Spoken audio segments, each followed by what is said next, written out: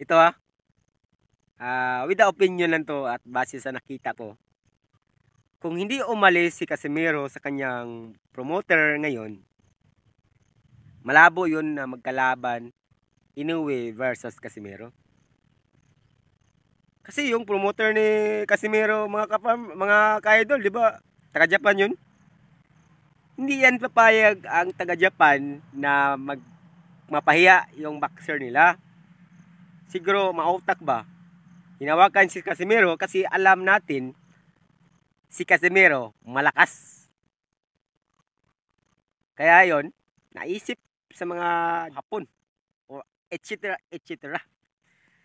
na hawakan nila si Casemiro para naman po malihis na yung laban Casemiro versus Inoue.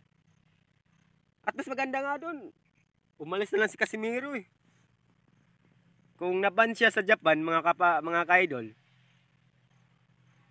may magandang dahilan yan para mahawakan siya sa ibang promoter na pwedeng makasa yung laban.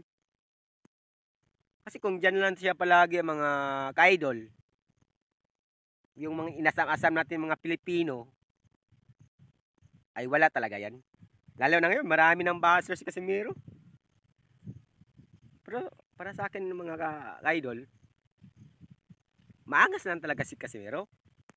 Pero may patunayan naman yung mga galawan nyo, yung mga hook nyo, mga ganun. Walang, yung nakita ko yung mga ka-idol, yung laban nila ngayon ni Saul Sanchez. Hindi talaga natin mapaniwalaan na magawa yun ni Casemiro, di ba? Hindi si Casemiro nakita ko doon sa ring eh. Ako nanood talaga ako doon kasi idol ko si Casemiro. Hindi si Casemiro ang nakita ko doon sa ring, ibabaw ng ring, kundi Casemirong gutom. Ang lakas. Halimaw.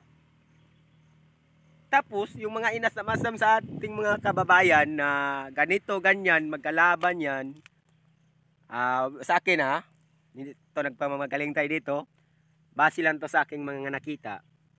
Mas naganda talaga na umalis na lang si Casemiro sa promoter niya ngayon para yung yung inaasam-asam niya na laban Inoue versus Casemiro ay matuloy yun.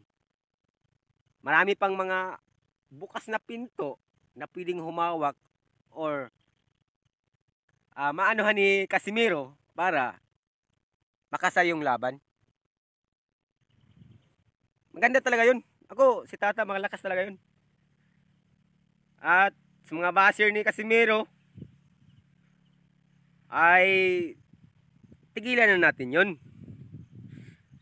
Gusto naman tayo makatulong kay Casemiro na matuloy yung laban nila. Huwag natin na, kumbaga, ibaba natin yung ni Casemiro. Mawala yung focus niya. So, supportan na lang natin yun. Kaya tinatawag siyang angas ng Pinas eh. Pero sa totoo lang mga ka-idol, mabait naman yan si Casemiro eh, di ba? At sa sitwasyon ngayon ni Casemiro, medyo para sa akin, malaking bagay na yun ni Casemiro para naman po mabitawan na siya ni yung promoter niya para may tendency na makalaban niya si Inoue. Mga idol, kung anong sa palagay nyo, ano bang masasabi nyo tungkol dito sa aking mga opinion ngayon? Sige nga, comment kayo dito sa baba para malaman natin at malaman sa mga kabayan natin kung ano ang pinakamagandang gawin ni Idol Casemiro.